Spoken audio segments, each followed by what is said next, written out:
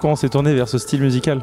En fait, parce que on a tous baigné et grandi dans un univers en fait qui mélange le rock metal, beaucoup de hip-hop, de rap aussi. Et pas mal de chansons françaises en fait. Étrangement, tous les quatre, on a tous beaucoup écouté différents artistes. C'est un peu bête à dire, mais la fusion de ces trois choses, de ces trois grands éléments, on fait qu'on a fait du rock à tendance un peu hip-hop, on va dire urbaine et tout, avec des grooves syncopés, etc.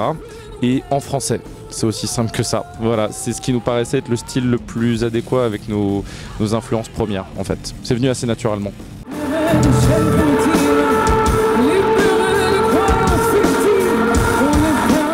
Nos sources d'inspiration, il y en a beaucoup. Alors on aime beaucoup NTM, voilà, on est tous des gros fans d'NTM. On aime beaucoup aussi du rock fusion français, genre FFF. No One Is Innocent par exemple, tu vois, il joue là ce soir, mais moi j'écoute ça depuis longtemps, donc ça m'a influencé aussi. Du Rage aussi, Rage Against the Machine. J'écoute des artistes comme Jazzy Bass, Lompal. J'aime bien leur approche en fait où ils rendent le hip-hop, enfin ils apportent une dimension un petit peu pop, justement au hip-hop, et ça leur permet de toucher un public différent par rapport aux artistes hip-hop des années 2000.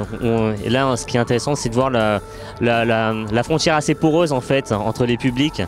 Donc c'est des artistes qui renouvellent un peu le genre que j'aime bien. Au niveau des influences, on a pas mal d'influences différentes, mais je pense qu'on se rejoint sur le côté rock et sur les influences très hip-hop. Et du coup, voilà, d'où le nom rock urbain. Voilà, je pense que ça résume pas mal la direction qu'on a. Donc quelque chose de très énergique, de très rock. Parfois un peu métal quand même, et tout ce côté hip-hop, toute la scène hip-hop ancienne et plus moderne, voilà, en gros, les influences.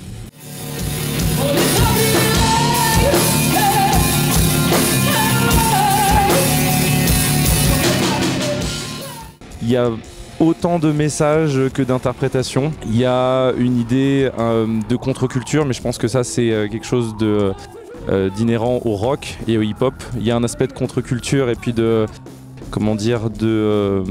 prise de position par rapport à des choses qui se passent dans la société, mais il y a un aspect assez métaphorique et assez éthéré en fait. Tu peux l'interpréter comme tu veux. Il y a des gens qui nous trouvent très politisés, d'autres qui trouvent qu'on ne l'est pas du tout. Ça dépend vraiment de ton interprétation. On laisse les gens libres à ce niveau-là.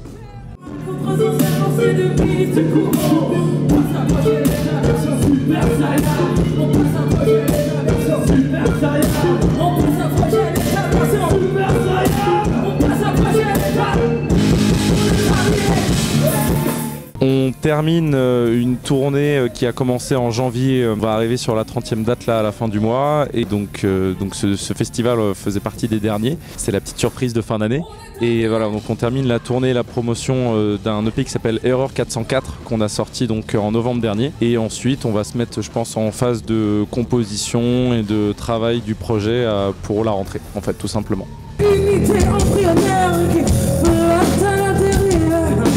Super hospitalité, super accueil.